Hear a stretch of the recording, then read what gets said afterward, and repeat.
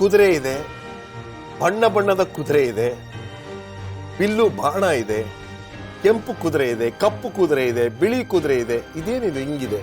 ಇವೆಲ್ಲವೂ ಸಾಂಕೇತಗಳಾಗಿವೆ. ಕುತೂಹಲನ ಮೂಡಿಸುವಂತ ವಿಷಯಗಳು ಇರೋದ್ರಿಂದ ಅದನ್ನು ಓದಬೇಕು ಅನ್ಸ್ತದೆ. ಸೊ ಇದು ಕಥೆನ ನಿಜವಾಗ್ಲೂ ನಡೀತಕ್ಕಂಥ ಪುಸ್ತಕ. ಇದು ಚರಿತ್ರೆ, ಇತಿಹಾಸದಲ್ಲಿ ನಡೆದದ್ದನ್ನ ಮುಂದೆ ಹಾಕ್ಲಿಕ್ಕೆ ನೋಡ್ತೇವೆ. ಕಾರ್ಯಕ್ರಮವನ್ನು ವೀಕ್ಷಿಸಿ.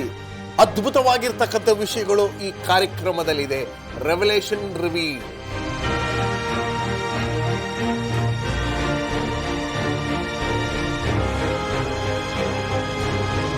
ಪ್ರಕಟಣೆ ಪುಸ್ತಕದಲ್ಲಿ 6ನೇ ಅಧ್ಯಾಯ 1ನೇ ಮತ್ತು 2ನೇಯ ವಚನವನ್ನು ನಾವು ಓದುವಾಗ ಮುದ್ರೆಗಳ ಪರಿಚಯ ನಮಗೆ ಆಗುತ್ತದೆ. ಈ ಮುದ್ರೆಗಳ ಬಗ್ಗೆ ನಾವು ಬಹಳಷ್ಟು ಈಗಾಗಲೇ ಚರ್ಚೆ ಮಾಡಿದ್ದೇವೆ ಕಳೆದ ವಾರಗಳಲ್ಲಿ. ಅದರಲ್ಲಿ ವಿಶೇಷವಾಗಿ ಈ ಕುದುರೆ, ಮನುಷ್ಯನು, ಆತನ ಕೈಯಲ್ಲಿದ್ದಂಥ ಆಯುಧಗಳು ಎಲ್ಲವನ್ನ ಈಗಾಗಲೇ ವಿಸ್ತಾರವಾಗಿ ನಾವು ಚರ್ಚೆ ಮಾಡಿದ್ದೇವೆ.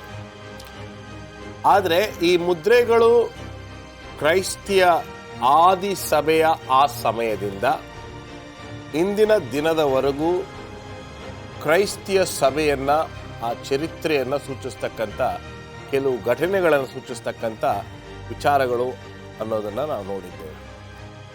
ಈಗ ನಾವು 3ನೇಯ ವಚನಕ್ಕೆ ಹೋಗುವ ಮುನ್ನ, 2ನೇಯ ಮುದ್ರೆಯನ್ನು ತೆಗೆಯುವ ಮುನ್ನ ಕೆಲವು ದಿನಾಂಕಗಳನ್ನು, ಕೆಲವು ವಿಚಾರಗಳನ್ನು ಈ ಸಂದರ್ಭದಲ್ಲಿ ತಾತ್ಪರ್ಯವಾಗಿ ನಾವು ಅರ್ಥ ಮಾಡಿಕೊಂಡರೆ ಈ 2ನೇಯ ಮುದ್ರೆಯು ಅಥವಾ ಮೊದಲನೆಯ ಮುದ್ರೆಯನ್ನು ಮೊದಲನೆಯ ಮುದ್ರೆಯು ಶುರುವಾಗುವುದು, ಅಂತ್ಯ ಆಗುವುದು ಎಲ್ಲಿ ಅಂತಕ್ಕಂಥದ್ದು ನಮಗೆ ಅರ್ಥವಾಗುತ್ತದೆ. ಪಾಸ್ಟರ್ ಪ್ರಶ್ನ,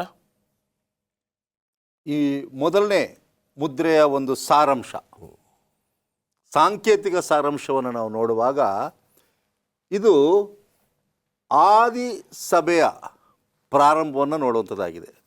ಅಂದರೆ ಆದಿ ಸಭೆಯ ಪ್ರಾರಂಭ ಎಂಬುದಾಗಿ ಹೇಳುವಾಗ ಸತ್ಯವೇದದಲ್ಲಿ ಪ್ರಕಟಣೆ 2ನೇ ಅಧ್ಯಾಯ ತಿಳಿಸುವ ಹಾಗೆ ಎಫೆಸ ಸಭೆ ಇದು ಮೊದಲನೇ ಸಭೆ. ಯಾಕೆಂದರೆ ಈ ಸಭೆ ಸ್ಥಾಪನೆಯಾಗುವುದು ಕ್ರಿಸ್ತನ ಸಮಯದಿಂದ ಕ್ರಿಸ್ತ ಶಕ 100ರವರೆಗೆ. ಕ್ರಿಸ್ತ ಪೂರ್ವದಿಂದ ಯಾವ ಸಭೆಗಳಿತ್ತು ಅದ್ರ ಬಗ್ಗೆ ನಾವು ಮಾತಾಡಲ್ಲ. ಕ್ರಿಸ್ತ ಶಕದಿಂದ ಅಂದರೆ ಕ್ರಿಸ್ತನು ಬಂದ ಮೇಲೆ ಆಗಿರ್ತಕ್ಕಂಥ ಸಭೆಗಳು. ಇಲ್ಲಿ ಯೇಸು ಕ್ರಿಸ್ತನೇ ಆ ಸಭೆಯ ನಾಯಕನಾಗಿದ್ದ. ಅದಕ್ಕೋಸ್ಕರ ಆ ಸಭೆಯಲ್ಲಿ ಪರಿಶುದ್ಧತೆ ಇತ್ತು, ಪರಿಪೂರ್ಣವತೆ ಇತ್ತು ಮತ್ತು ಅಲ್ಲಿ ನಂಬಿಕೆ ಹೆಚ್ಚಾಗ್ತಾ ಇತ್ತು. ಯೇಸು ಕ್ರಿಸ್ತನೇ ಆ ಕುದುರೆಯ ನಾಯಕನಾಗಿದ್ದು ಜಯದಿಂದ ಜಯಕ್ಕೆ ಕೊಂಡೊಯ್ಯುವಾಗ, ಅವರಿಗೆ ಜಯಶಾಲಿಗಳಿಗೆ ಕಿರೀಟವನ್ನು ಕೊಡುವಾಗ ಅಪೋಸ್ತಲಿಕ ಸಭೆ ಎಂಬುದಾಗಿ ಅದನ್ನು ಕರೀತೇವೆ. ಪ್ರಾರಂಭದ ಸಭೆಯನ್ನು ಅಪೋಸ್ತಲಿಕ ಸಭೆ. ಅಪೋಸ್ತಲಿಕ ಸಭೆಯಲ್ಲಿ ಒಂದು ಪರಿಪೂರ್ಣತೆ ಇತ್ತು. ಸೊ ಈ ಸಭೆಯ ಖಚಿತವಾದ ದಿನಾಂಕ ಯಾವಾಗ ಅಂದರೆ ಕ್ರಿಸ್ತ ಶಕ 31ರಿಂದ ಕ್ರಿಸ್ತ ಶಕ 100ರವರೆಗೆ ಈ ಸಭೆ ಇತ್ತು. ಓಕೆ, ಮುಂದೆ ಹೋಗೋಣ. ಇದು ಸಮಯ ಗೊತ್ತಾಗಬೇಕಾಗಿತ್ತು ನಮಗೆ. ಸೊ ಲೋಕದ ಚರಿತ್ರೆಯು ಸತ್ಯವೇದದಲ್ಲಿ ಬರೆದಿರ್ತಕ್ಕಂಥ ವಚನಗಳು ಬೇರೆ ಬೇರೆ ಅಲ್ಲ, ಮನುಷ್ಯನ ಒಂದು ಕಾಲ್ಪನಿಕವಾಗಿರ್ತಕ್ಕಂಥ ಆಲೋಚನೆಗೆ ಒಳಪಟ್ಟಿರ್ತಕ್ಕಂಥದ್ದಲ್ಲ. ನಾವು ಬರೀ ಸತ್ಯವೇದದಲ್ಲಿ ಏನು ಬರೆಯಲ್ಪಟ್ಟಿದೆ, ಅದರಲ್ಲೂ ವಿಶೇಷವಾಗಿ ಪ್ರಕಟಣೆಯಲ್ಲಿರ್ತಕ್ಕಂಥ ಪುಸ್ತಕದಲ್ಲಿ ಇರ್ತಕ್ಕಂಥ ವಚನದಲ್ಲಿ ಯಾವನು ಅದಕ್ಕೇನು ಸೇರಿಸಬಾರ್ದು, ಯಾವುದೂ ಅದನ್ನು ಬಿಡಬಾರ್ದು ಎಂಬತಕ್ಕಂಥ ವಿಷಯ ಎಷ್ಟೋ ಸಂದರ್ಭಗಳಲ್ಲಿ ನಾವು ತಿಳಿದುಪಟ್ಟಿದ್ದೇವೆ. ಆದರೂ ಎಲ್ಲೋ ಒಂದು ಕಡೆ ಪಾಸ್ಟರ್ ರಾಜದಾಸ್ ಈ ಪ್ರಕಟಣೆಯ ಪುಸ್ತಕದ ವಚನಗಳನ್ನು ತಮ್ಮದೇ ಆದಂಥ ಆಲೋಚನೆಗಳಿಗೆ, ಈಗ ಫಾರ್ ಎಕ್ಸಾಂಪಲ್ ಒಂದು ವಚನದ ಬಗ್ಗೆ ನಾವು ಸಂದೇಶವನ್ನು ಕೊಡ್ತಾ ಇದ್ದೀವಿ ಅಂದರೆ ಅದರ ಹಿನ್ನೆಲೆ ಬೇಕಾಗಿದೆ, ಯಾರು ಬರೆದ್ರು, ಯಾವ ಸಂದರ್ಭಕ್ಕೆ ಎಂಬತಕ್ಕಂಥದ್ದನ್ನೆಲ್ಲ ಅರ್ಥ ಮಾಡಿಕೊಂಡು ಪ್ರಸಂಗವನ್ನು ಮಾಡ್ತಕ್ಕಂಥದ್ದೇ ನ್ಯಾಯವಾದ ರೀತಿ. ಆದರೆ ಎಲ್ಲೋ ಒಂದು ಕಡೆ ಕೆಲವೊಂದು ಬೋಧಕರುಗಳು ಈ ಪ್ರಕಟಣೆ ಪುಸ್ತಕದಲ್ಲಿ ಒಂದೇ ಒಂದು ಸಾಲು ಅಥವಾ 3 ಪದಗಳನ್ನು ಉಪಯೋಗಿಸಿ ಅವರದೇ ಆದಂಥ ವ್ಯಾಖ್ಯಾನಗಳನ್ನು ಅದಕ್ಕೆ ಸೇರಿಸಿ ಅವರದೇ ಆದಂಥ ಅರ್ಥಗಳನ್ನು ಕೊಡ್ತಾರೆ. ಅಂಥವ್ರಿಗೆ ಈ ಮೂಲಕ ಹೇಳ್ತಕ್ಕಂಥದ್ದು ಏನೋ ಪಾಸ್ಟ್ರೆ? ಇದು ಭಾಳ ಸ್ಪಷ್ಟವಾಗಿ ಹೇಳ್ತಾ ಇದೆ. ದೇವರ ವಾಕ್ಯ ಭಾಳ ಸ್ಪಷ್ಟವಾಗಿದೆ. ಅದನ್ನು ನಾವು ಏರುಪೇರು ಮಾಡೋಕ್ಕಾಗಲ್ಲ. ಸ್ವಾಮಿ ಇಲ್ಲಿ ಹೇಳಿದಾನೆ, ನನ್ನ ವಾಕ್ಯ ಹಿಬ್ಬಾಯಿ ಕತ್ತಿಯಾಗಿದೆ, ಕೀಲು ಮಜ್ಜೆಗಳನ್ನು ಪ್ರಾಣಾತ್ಮ ವಿಭಾಗಿಸುವ ಶಕ್ತಿ ಉಳ್ಳದಾಗಿದೆ, ಅದು ಅರ್ಥವಾಗಿದೆ. ಯಾವ ಕಡೆ ಉಪಯೋಗಿಸ್ತೀರೂ ಫಸ್ಟ್ ಪ್ರಸನ್ನ ಹೇಳ್ದಂಗೆ ಅದನ್ನು ಒಂದು ನಮ್ಮದವ್ರಿಗೆ ರಕ್ಷಣೆ, ನಮ್ಮದಿದ್ದವ್ರಿಗೆ ಶಿಕ್ಷೆ. ಆ ಪ್ರಯುಕ್ತವಾಗಿ ನಾವು ಅದನ್ನು ಹೇಗಿದೆ ಹಾಗೆ ಅಂಗೀಕರಿಸ್ಕೊಳ್ಬೇಕು. ಆವಾಗ ಮಾತ್ರ ಅದು ನಮ್ಗೆ ಕೂಡ ಮಾತಾಡ್ಲಿಕ್ಕೆ ಸಾಧ್ಯ ಇದೆ. ಇವತ್ತು ಅನೇಕರು ವಿಷಾದಕರ ಏನಂತ ಹೇಳಿದ್ರೆ ಈ ವಾಕ್ಯವನ್ನು ಅವ್ರದ್ದು ತಕ್ಕಂಥ ರೀತಿ ವ್ಯಾಖ್ಯಾನ ಮಾಡ್ತಾ ಇದ್ದಾರೆ. ಈ ಚಿಹ್ನೆಗಳನ್ನು ಈ ನಮ್ಮ ಕಳೆದ ತ್ರೈಮಾಸಿಕ ಈ ಮುಂದಿನ ತ್ರೈಮಾಸಿಕ ಕಲಿಲಿಕ್ಕೆ ಹೋಗ್ತೀವಿ ನೋಡಿ, ಪ್ರವಾದನೆ ನೇರವಾಗಿಲ್ಲ, ಅದು ಚಿತ್ರದ ರೂಪದಲ್ಲಿ ಚಿಹ್ನೆಗಳ ರೂಪದಲ್ಲಿ ಸ್ವಾಮಿ ಕೊಟ್ಟಿದ್ದಾನೆ. ಆ ಚಿಹ್ನೆಗಳ ಅರ್ಥ ಮಾಡ್ಕೊಳ್ಳದೆ ಅವ್ರದ್ದೇ ಬೇರೆಯಾದಂಥ ಅರ್ಥ ಮಾಡಿಕೊಂಡು ಜನಗಳನ್ನ ತಪ್ಪದಾರಿ ಮಾಡ್ತಾರೆ. ಆದರೆ ದೇವ್ರ ನಮಗೆ ಸ್ತೋತ್ರ ಹೇಳ್ರಿ, ಈ ಸಭೆಗೆ ಸ್ವಾಮಿ ಸತ್ಯವನ್ನು ನೇರವಾಗಿ ಕೊಟ್ಟ ಪ್ರಯುಕ್ತವಾಗಿ ಇವತ್ತು ನಾವು ಅದನ್ನು ಗ್ರಹಿಸ್ಕೊಳ್ಳೋಕ್ಕೂ ಸಾಧ್ಯ, ಅದನ್ನ ಅಳವಡಿಸ್ಕೊಳ್ಳೋಕ್ಕೂ, ಅದರಂತೆ ನಡಿಲಿಕ್ಕೂ ಸಾಧ್ಯ ಇದೆ. ಕೆಲವರು ಹೇಳ್ತಾರೆ ಆ ರೀತಿ ಇರೋಕ್ಕಾಗಲ್ಲ, ನಾವು ಪರಿಶುದ್ಧಾಗಿರೋಕ್ಕಾಗಲ್ಲ, ನಾವು ನೀತಿವಂತರಾಗಿರ್ಲಿಕ್ಕಾಗಲ್ಲ ಅಂತ. ಅದು ಸ್ವಾಮಿ ಕೈಯಲ್ಲಿ ಎಲ್ಲ ಸಾಧ್ಯ. ಆತನ ವಾಕ್ಯವನ್ನು ಯಾರು ಅನುಸರಿಸ್ತಾರೆ ಅವರು ಸ್ವಾಮಿ ಹಾಗೆ ನೀತಿವಂತರಾಗಿರ್ಬೋದು, ಪರಿಶುದ್ಧರಾಗಿ ಜೀವಿಸ್ಬೋದು. ಓಕೆ, ಈ ದಿನದ ಧ್ಯಾನಕ್ಕಾಗಿ ನಾವು ಪ್ರಕಟಣೆ 6ನೇ ಅಧ್ಯಾಯ 3ನೇ ವಚನವನ್ನು ದಯವಿಟ್ಟು ಓದಬೇಕು ಅಂತ ಕೇಳ್ಕೊಳ್ತೀನಿ ಪಾಸ್ಟರ್ ರಾಜದಾಸ್.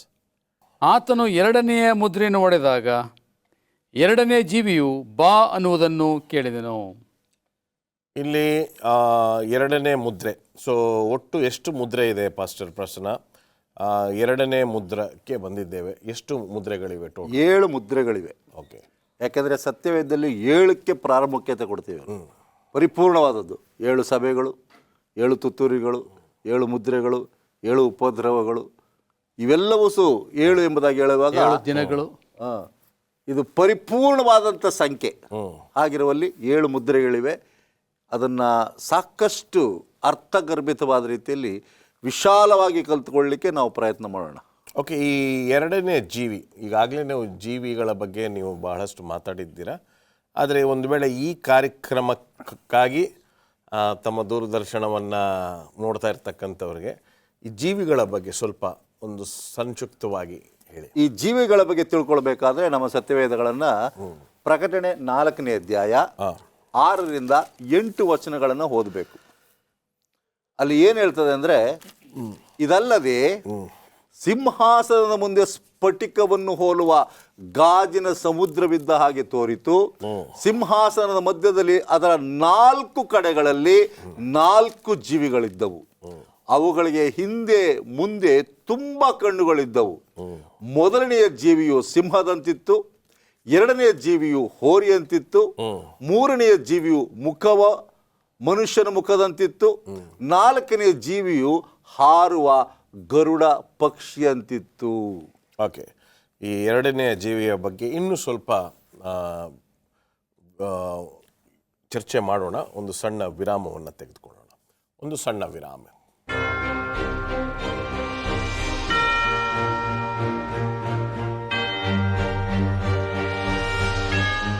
ಬನ್ನಿ ನಮ್ಮ ಚರ್ಚೆಯನ್ನು ಮುಂದುವರಿಸ್ಕೊಂಡು ಹೋಗೋಣ. ಇಲ್ಲಿ 2ನೆಯ ಮುದ್ರೆಯನ್ನು ತೆರೆದ ಮೇಲೆ 2ನೆಯ ಜೀವಿ ಬರ್ತಕ್ಕಂಥದ್ದನ್ನು ನಾವು ನೋಡ್ತೇವೆ. ಈ 2ನೆಯ ಜೀವಿಯ ಬಗ್ಗೆ ಇನ್ನಷ್ಟು ಮಾಹಿತಿಯನ್ನು ಬೋಧಕರಾಗಿರ್ತಕ್ಕಂಥ ಪ್ರಶ್ನ ಕುಮಾರ್ ಅವರು ನಮಗೆ ಕೊಡಲಿಕ್ಕಿದ್ದಾರೆ. ಹೇಳಿ. 2ನೇ ಜೀವಿಯನ್ನು ಯಾವುದಕ್ಕೆ ಹೋಲಿಸ್ತಾ ಇದೆ ಎಂಬುದಾಗಿ ಹೇಳುವಾಗ, ನೇರವಾಗಿ 2ನೇ ಜೀವಿ ಕರು. ಆ ಕರು ಏನು ಮಾಡ್ತಾರೆ, ಎಷ್ಟೋ ಸಾರಿ ಪ್ರಾಣಿಯನ್ನು ಹತ್ಯೆಗೆ ತಗೊಂಡು ಹೋಗ್ತಾರೆ, ಬಲಿಗೆ. ಅದು ಮಾತಾಡಲ್ಲ, ಮೌನವಾಗಿರ್ತದೆ. ಇಲ್ಲಿ ಈ ಒಂದು 2ನೇ ಜೀವಿ ಯಾವ ಸಭೆಯನ್ನು ಪ್ರತಿನಿಧಿಸುತ್ತದೆ ಎಂಬುದಾಗಿ ಹೇಳುವಾಗ, 2ನೇ ಸಭೆ ಸ್ಮರ್ಣ ಸಭೆ ಎಂಬುದಾಗಿ. ಸ್ಮರ್ಣ ಸಭೆ ಎಂದರೆ ಒಂದು ರೀತಿಯಲ್ಲಿ ಹಿಂಸೆಗೆ ಒಪ್ಪಿಸಿಕೊಟ್ಟಂಥ ಸಭೆ, ಒಂದು ಶ್ರೇಷ್ಠವಾದಂಥ ಸಭೆ. ಆ 2ನೇ ಜೀವಿ ಹೇಳ್ತಕ್ಕಂಥದ್ದು ಈ ಒಂದು 2ನೆಯ ಮುದ್ರೆಯ ಬಗ್ಗೆ ಅದು ಪ್ರಸ್ತಾಪ ಮಾಡ್ತಾ ಇದೆ. ಯಾಕೆಂದರೆ ಇಲ್ಲಿ ಯಾವ ರೀತಿಯಲ್ಲಿ ಒಂದು ಮಾರುಕಟ್ಟೆಗೆ ಆ ಕರುವನ್ನು ತೆಗೆದುಕೊಂಡು ಹೋಗಿ ಬಲಿ ಅರ್ಪಿಸ್ತಾರೆ, ಅದೇ ರೀತಿಯಲ್ಲಿ ಆ 2ನೇ ಸಭೆಯ ಅವಧಿಯಲ್ಲಿ ಹಿಂಸೆ ಎಂಬತಕ್ಕಂಥದ್ದು ಬಹಳಷ್ಟು ಪ್ರಬಲವಾಗಿತ್ತು.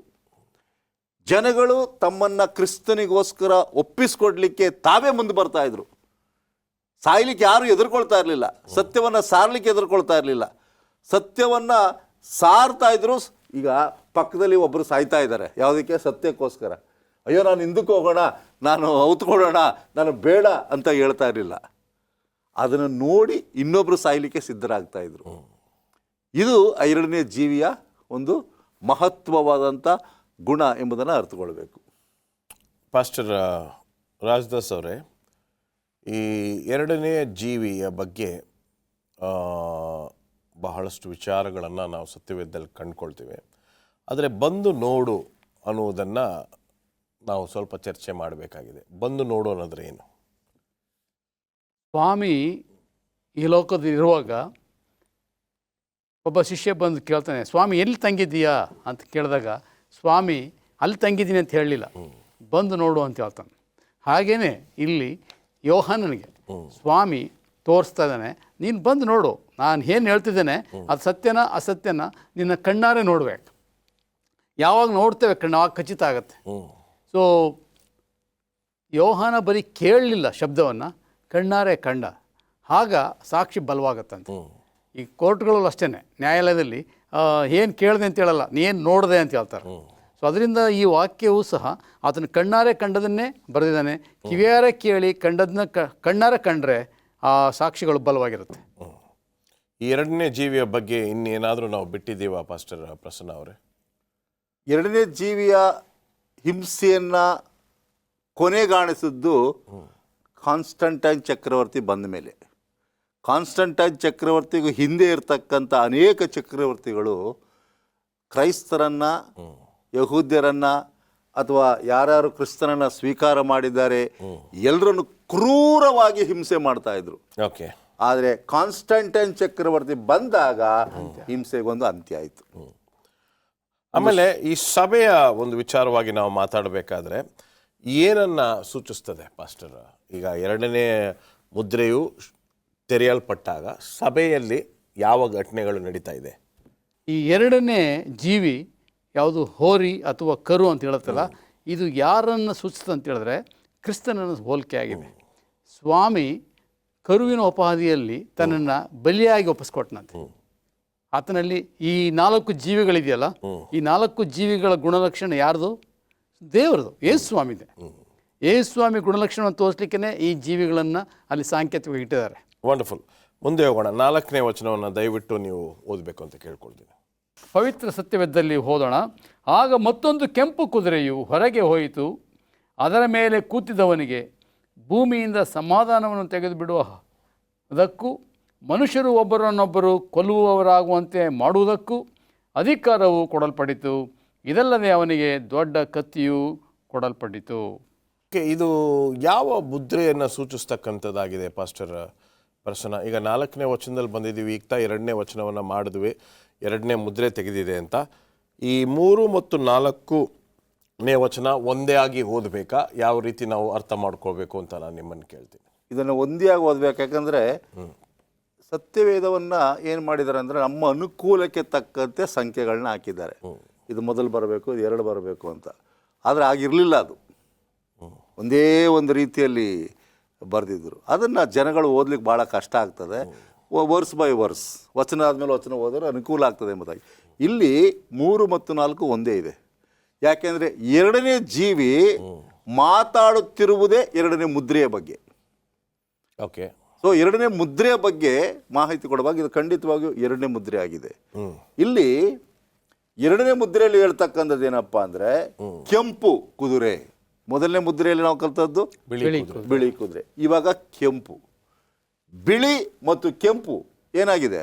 ವ್ಯತ್ಯಾಸವಾಗಿದೆ. ಭಯಂಕರ ಅಜಗಜಾಂತರ ವ್ಯತ್ಯಾಸವಲ್ಲ, ವಿರೋಧ, ತತ್ವಿರೋಧ. ಈಗ ಆಪೋಸಿಟ್ ಅಂತ ಏನು ಹೇಳ್ತೀವಲ್ವಾ, ತದ್ವಿರುದ್ಧವಾದದ್ದು. ಬಿಳಿಯಲ್ಲಿದೆ, ಕೆಂಪೆಲ್ಲಿದೆ. ಸ್ವಲ್ಪ ಹೊತ್ತು ನಾವು ಇದನ್ನು ಕಲಿಯುವಾಗ ಬಿಳಿ ಅಂದರೆ ನೀತಿ ವಸ್ತ್ರದ ಸಾಂಕೇತ ಮತ್ತು ಪರಿಶುದ್ಧತೆ, ಪ್ಯೂರಿಟಿ ಆಫ್ ಫೇತ್ ಅಂತಾರೆ. ವಂಡರ್ಫುಲ್. ನಿಮ್ಮ ಹತ್ರ ಪುನಃ ಬರ್ತೀನಿ. ಪ್ರಕಟಣೆ 12ನೇ ಅಧ್ಯಾಯ 3ನೇ ವಚನವನ್ನು ದಯವಿಟ್ಟು ನೀವು ಓದಬೇಕಂತ ಕೇಳ್ಕೊಳ್ತೀನಿ pastor Rajadas. Revelation chapter 12 versus 3. ಪರಲೋಕದಲ್ಲಿ ಮತ್ತೊಂದು ಲಕ್ಷಣವು ಕಾಣಿಸಿತು. ಅದೇನೆಂದರೆ ಕೆಂಪಾದ ಮಹಾಘಟ ಸರ್ಪವಿತ್ತು. ಅದಕ್ಕೆ 7 ತಲೆಗಳು 10 ಕೊಂಬುಗಳು ಇದ್ದವು. ಸೊ ಕೆಂಪು ಎಂಬತಕ್ಕಂಥ ಬಣ್ಣ ಅಲ್ಲೂ ಬಂದಿದೆ, ಸ್ವಲ್ಪ ಮುಂದುವರಿಸಿ. ಸೊ ಈಗ ಅದೇ ಹೇಳಿದೆ, ಈಗ ಮೊದಲು ಬಿಳಿ ಅಂದರೆ ನಮಗೆ ನಿಷ್ಕಳಂಕವಾದದ್ದು, ಪರಿಶುದ್ಧವಾದದ್ದು, ನೀತಿ ಉಳ್ಳದ್ದು. ಆಪೋಸಿಟ್ ಆಫ್ ಬಿಳಿ red. If white is purity of faith, red is corruption of faith. ಅದಕ್ಕೆ ವಿರೋಧವಾದದ್ದು. ಅಂದರೆ ಅದರಲ್ಲಿ ದುಷ್ಟತನ, ವಂಚನೆ, ಮೋಸ, ಕಪಟ ಇವೆಲ್ಲವೂ ಜಾಸ್ತಿ ಆಗ್ತಾ ಇತ್ತು. ನಾವು ಇನ್ನೂ ಸ್ಮಿರ್ನಲ್ಲಿದ್ದೀವ, ಇಲ್ಲ ಅಲ್ಲಿಂದ ದೂರ ಹೋಗಿದ್ದೀವ? ಎರಡನೇ ಒಂದು ಮುದ್ರೆ ಸ್ಮರಣಗೆ ಹೋಲಿಕೆ ಆಗಿದೆ. ಇನ್ನೂ ಸ್ಮರಣಲ್ಲಿ ಇದ್ದೇವೆ. ಯಾಕೆಂದ್ರೆ ಈ ಕೆಂಪು ಎಂಬುದಾಗಿ ಬರುವಾಗ ಹಿಂಸೆಗೆ ಪಾತ್ರವಾಗಿರ್ತಕ್ಕಂಥದ್ದು. ಎರಡನೇ ಜೀವಿಯು ಈ ಮುದ್ರೆಯನ್ನು ತೆರೆದು ನಮಗೆ ಏನ್ ತಿಳಿಸ್ತದೆ ಅಂದ್ರೆ ಹಿಂಸೆ ಬರ್ತಾ ಇದೆ. ಹಿಂಸೆ ಬರಲಿಕ್ಕೆ ಈ ಕುದುರೆ ಸೂಚನೆ ಆಗಿದೆ. ಸೊ ಈಗ ಬಿಳಿ ಕುದುರೆ ಆಗೋಗಿದೆ, ಕೆಂಪು ಕುದುರೆಗೆ ಬಂದಿದ್ದೇವೆ. ಎರಡನೇ ಮುದ್ರೆಯನ್ನ ತೆಗೆದಿದೆ. ಆದರೆ ನಾವು ಇನ್ನೂ 3ನೇ ಸಭೆಗೆ ಹೋಗಿಲ್ಲ. 2ನೇ ಸಭೆಯಲ್ಲಿ ಖಂಡಿತವಾಗಿ ಸ್ಮಿರ್ನ ಸಭೆ. ಒಂದು ಸಣ್ಣ ವಿರಾಮ ಅಂತ ತೆಗೆದುಕೊಳ್ಳೋಣ. ಒಂದು ಸಣ್ಣ ವಿರಾಮ.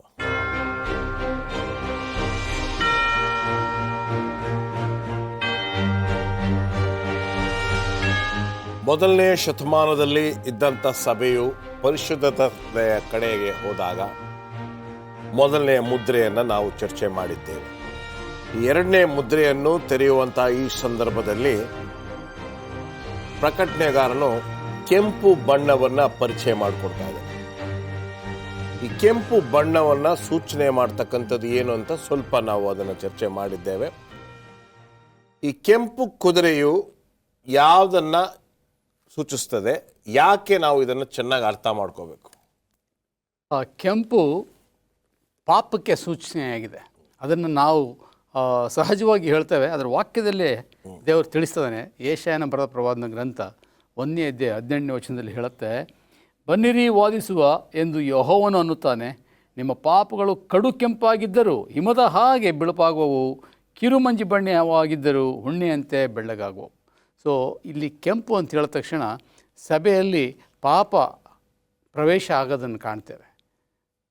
ಪರಿಶುದ್ಧವಾಗಿದ್ದಂಥ ಸಭೆ 2ನೇ ಸಭೆಗೆ ಬಂದಾಗ, ಸಮಯ ಹೊರಳುತ್ತಾ ಬಂದಾಗ ತಮ್ಮನ್ನು ಪರಿಶುದ್ಧತೆಯನ್ನು ಕಳ್ಕೊಂಡು ಮಲಿನವಾಗ್ತಾ ಇದೆ. ಕೆಂಪು ಪಾಪಕ್ಕೆ ಸೀಮಿತವಾಗಿದೆ, ಹೋಲಿಕೆ ಆಗಿದೆ ಎಂಬುದಾಗಿ ಶಾಸ್ತ್ರ ಹೇಳ್ತಾ ಇದೆ. ಇಲ್ಲಿ ಏನು ತಿಳ್ಕೋಬೇಕು ಅಂದರೆ there is a transit. Okay, ಬಿಳಿಯಿಂದ ಕೆಂಪು ಒಂಥರ ಇಂಗ್ಲೀಷ್ನಲ್ಲಿ ಡ್ರಾಸ್ಟಿಕ್ ಚೇಂಜ್ ಅಂತಾರಲ್ಲ, ಒಂಥರ ಬಿಳಿಯಿಂದ ಒಂದು ಸಣ್ಣ ಇದಾಗಿ ಗ್ರೇ ಆಗಿ ಆಮೇಲೆ ಇದಾಗಿಲ್ಲ, ತೀರಾ.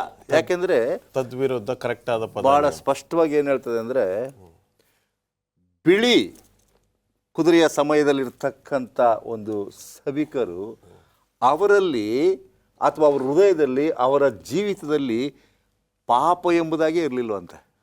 ಎಲ್ಲವೂ ನಿಷ್ಕಳಂಕವಾಗಿ ಪರಿಶುದ್ಧವಾಗಿತ್ತು. ಆದರೆ ಯಾವ ಸಮಯದಲ್ಲಿ ಅವರು ಈ ರೆಡ್ ಹಾರ್ಸ್ ಕೆಂಪು ಕುದುರೆ ಅನುಭವಕ್ಕೆ ಬರ್ತೇವೆ, ಅವರಲ್ಲಿ ಏನಾಗಿದೆ ಅಂದರೆ ಅವರ ಹೃದಯದಲ್ಲಿ ಒಂದು ರೀತಿಯಾದ ಪಾಪದ ಕಳಂಕ ಉಟ್ಕೊಳ್ತಾ ಇದೆ. ಚೆರಿಷ್ಡ್ ಸಿನ್ ಎಂಬುದಾಗಿ ಹೇಳ್ತೀವಿ. ಪಾಪ ಇದಕ್ಕೆ ಆ ಪಾಪದಿಂದ ಅವರು ಅದೇನಾಗ್ತಾ ಇದ್ದಾರೆ, ಪಾಪ ಬೆಳವಣಿಗೆ ಆಗ್ತಾ ಇದೆ. ಅದಕ್ಕೋಸ್ಕರ ಇಲ್ಲಿ ಕ್ರಿಸ್ತನ ನೀತಿ ವಸ್ತ್ರವು ಬಿಳಿಯ ಕುದುರೆಯನ್ನು ತೋರಿಸ್ತದೆ, ಆದರೆ ಪಾಪ ತುಂಬಿದ ನಮ್ಮ ಅನೀತಿ ವಸ್ತ್ರವು ಕೆಂಪು ಕುದುರೆಯನ್ನು ತೋರಿಸುವಂಥದ್ದಾಗಿದೆ. ಇದು ಇದರ ಅನುಭವ.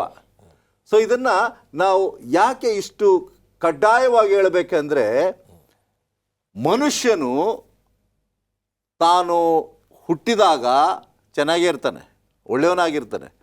ಆದರೆ ಕಾಲಕ್ರಮೇಣವಾಗಿ ಪಾಪ ತುಂಬಿದ ಲೋಕದಲ್ಲಿ ಅವನು ಬೆರೆತುಕೊಂಡಾಗ ಪಾಪಗಳನ್ನು ಮಾಡಿ ಅವನು ತನ್ನ ಪರಿಶುದ್ಧತೆಯಿಂದ ಅಪವಿತ್ರವಾದ ಜೀವಿತಕ್ಕೆ ಅವನು ಬರ್ತಾನೆ. ಮನುಷ್ಯನು ಕಾಲವು ಮನುಷ್ಯನನ್ನು ಕೆಡಿಸುತ್ತಾ ಅಥವಾ ಮನುಷ್ಯನ ಕಾಲನ್ನು ಕೆಡಿಸ್ತಾನ? ಫಸ್ಟ್ ಪ್ರಶ್ನೆ. ಯಾಕೆಂದ್ರೆ ಈಗ ನೀವು ಹೇಳಿದ್ರಿ ಪರಿಶುದ್ಧತೆಯಿಂದ ತದ್ವಿರುದ್ಧವಾಗಿ ಅದು ಒಂದೇ ಒಂದು ಸಭೆ, ಎಫೆಸಿಯ ಸಭೆ ತುಂಬಾ ಪವಿತ್ರತದ ಕಡೆ ಇತ್ತು ಅಂತ ನಾವು ಈಗಾಗಲೇ ನೋಡಿದ್ದೇವೆ. 2ನೇ ಸಭೆ ಬಂದಿದ ತಕ್ಷಣ ಏಕ್ದಮ್ ಕೆಂಪು, ಅದು ಬಿಳಿಗೂ ಕೆಂಪುಗೂ ನೀವು ಹೇಳ್ದಂಗೆ ಸಂಬಂಧನೇ ಇಲ್ಲ. ಎಲ್ಲೋ ಒಂದು ಕಡೆ ಗ್ರೇ ಕಲರು, ಈ ಸಿಮೆಂಟ್ ಕಲರ್ ನೀವು ಹಾಕಿರೋದಂದ್ರೆ ಓಕೆ, ಪರವಾಗಿಲ್ಲ. ಏಕ್ದಮ್ ಆ ಕಡೆ ಹೋದರೆ ಯಾವ ಕಾರಣದಿಂದ ಒಂದು ಸಭೆ, ಕ್ರೈಸ್ತ ಸಭೆಯು ಇಷ್ಟು ಮಾರ್ಪಾಡನ್ನು ಹೊಂದಿರಬಹುದು? ಯಾಕೆ ಮಾರ್ಪಾಟು ಆಯ್ತು ಅಂತ ಹೇಳಿದ್ರೆ, ಪಾಪ ಅಂದರೆ ಏನಂತ ಅರ್ಥ ಮಾಡ್ಕೊಳ್ಬೇಕಾಗಿದೆ. ಅದನ್ನು ಭಾಳ ಸ್ಪಷ್ಟವಾಗಿ ಯೋಹಾನ ಹೇಳ್ತಾನೆ, ಧರ್ಮವನ್ನು ಮೀರಿರುವುದೇ ಪಾಪ.